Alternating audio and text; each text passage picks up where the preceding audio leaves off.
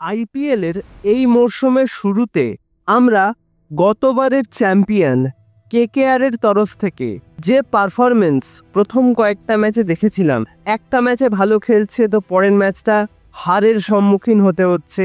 এর ফলে সকল সমর্থকদের মনে যে প্রশ্নটা সবচেয়ে বেশি করে উকি দিচ্ছিল, কেকেআর অর্থাৎ কলকাতা নাইট রাইডার্স তারা কি পারবে তাদের চ্যাম্পিয়ন তকমাটা ধরে রাখতে?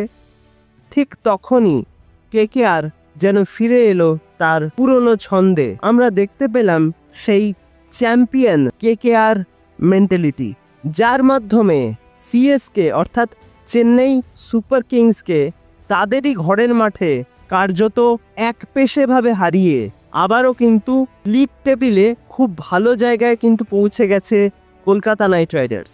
তারা কিন্তু এই মুহূর্তে রয়েছে ৩ নম্বর স্থানে। মানে আমরা ডমিনেশন বলি না, যে ডমিনেট করে ম্যাচ জেতা, গতকালকের ম্যাচে আমরা কিন্তু সেটাই দেখলাম, একদম ডমিনেশন। এবং একটা টিমের ভালো খেলার জন্য সব সময় যেটা প্রয়োজন হয়, প্রত্যেকটা প্লেয়ারের ইকুয়াল কন্ট্রিবিউশন, সেটা বোলিং দিয়ে হোক, ব্যাটিং দিয়ে হোক, ফিল্ডিং দিয়ে হোক, তবেই কিন্তু একটা চ্যাম্পিয়ন দলের চ্যাম্পিয়ন মাইন্ডসেট প্রকাশ পায়।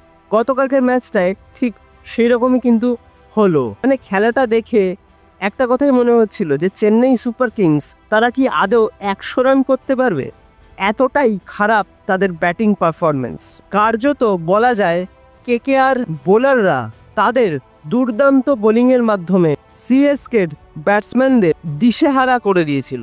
এবং সেখানে সবথেকে গুরুত্বপূর্ণ ভূমিকা ছিল কিন্তু সুনীল নারিনের, এবং তার সঙ্গে বরুণ চক্রবর্তী এবং হর্ষিত রানা নিজেদের দুর্দান্ত বোলিংয়ের মাধ্যমে সিএসকের ঘরের মাঠে তাদের সমর্থকদের হতাশার কারণ হয়ে উঠছিলেন। সুনীল নারিন শুধুমাত্র ভালো বোলিংয়ের মাধ্যমে নিজের দায়িত্ব পালন করেননি, তাছাড়াও ব্যাটিংয়ে ওপেন করতে নেমে তিনি কিন্তু ৪-৬-এর ঝড় তুললেন। আর সেই ঝড়ে কার্যত তাসের ঘরের মতন ভেঙে পড়ল সিএসকের বোলিং। এই ম্যাচে কেকেআরের কাছে সবচেয়ে গুরুত্বপূর্ণ বিষয় যেটা ছিল, সেটা হচ্ছে নেট রান রেটটাকে বাড়িয়ে নেওয়ার, আর সেটাই কিন্তু তারা খুব সহজেই করে ফেলল। সিএসকে নির্ধারিত ২০ ওভারে করেছিল মাত্র ১০৩ রান, সেই রান চেস করতে নেমে ১০.১ ওভারে মাত্র ২টি উইকেট হারিয়ে কেকেআর কিন্তু নিজেদের কাঙ্ক্ষিত লক্ষ্যে পৌঁছে যায়, যার ফলে তাদের নেট রান রেট কিন্তু অনেক বেশি ভালো জায়গায় রয়েছে, যেটা কিন্তু অবশ্যই তাদের আগামী ম্যাচগুলো খেলতে নামার আগে অনেকটাই আত্মবিশ্বাস দেবে। সিএসকের ঘরের মাঠে আমরা কিন্তু দেখেছি ওই পিচটা একটু স্লো হয়। আইপিএলের বাকি যে সমস্ত গ্রাউন্ডে খেলা হয় সেখানে কিন্তু দেখা যায় মোটামুটি একটা রান ওঠে, কিন্তু এই মাঠে রান করাটা কিন্তু খুব সহজ নয়।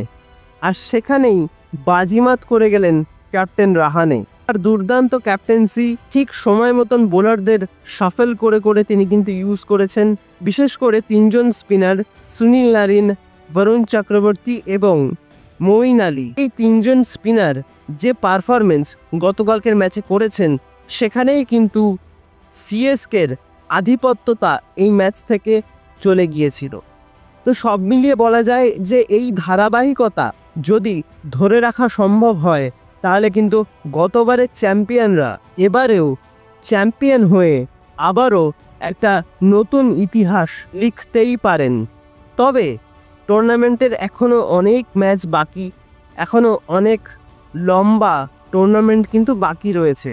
তো কি হবে না হবে সেটা তো ভবিষ্যতে আমরা জানতেই পারবো, কিন্তু এই জয়ের ধারাবাহিকতা বজায় রাখতে পারলে অবশ্যই এই মরশুমেও একটা ভালো কিছু অপেক্ষা করছে সমস্ত কেকেআর সমর্থকদের জন্য।